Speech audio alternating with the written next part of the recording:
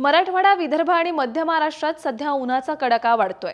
मात्र उद्यापासून काही भागात पावसाचाही अंदाज हवामान विभागाने दिलाय, तर काही ठिकाणी उष्णतेची लाटही कायम आहे। मराठवाड्यातील जालना, परभणी आणि छत्रपती संभाजीनगर जिल्ह्यात काही ठिकाणी उष्णतेच्या लाटेचा आज आणि उद्या अंदाज देण्यात आलाय, तर बीड, नांदेड, लातूर आणि धाराशिव जिल्ह्यात आज आणि उद्या काही भागात उष्णतेची लाट असेल, तर उद्यापासून या जिल्ह्यांमध्ये काही ठिकाणी ढगांच्या गडगडाटासह पावसाचाही अंदाज हवामान विभागाने दिलाय। विदर्भातील अनेक भागात आज आणि उद्या उष्णतेच्या लाटेचा इशारा आहे।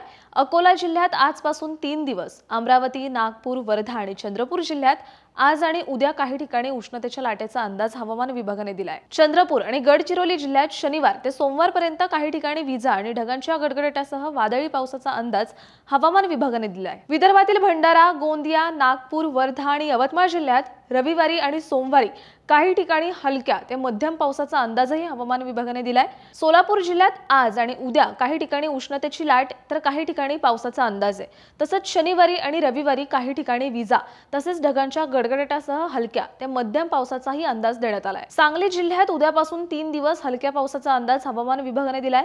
सातारा जिल्ह्यात शनिवार तर कोल्हापूर जिल्ह्यात रविवारी आणि सोमवारी पावसाचा अंदाज देण्यात आलाय। सिंधुदुर्ग जिल्ह्यातही पावसाचा अंदाज आहे, तर पुणे, सातारा आणि अहिल्यानगर जिल्ह्यात उष्ण आणि दमट हवामानाचा अंदाज आहे।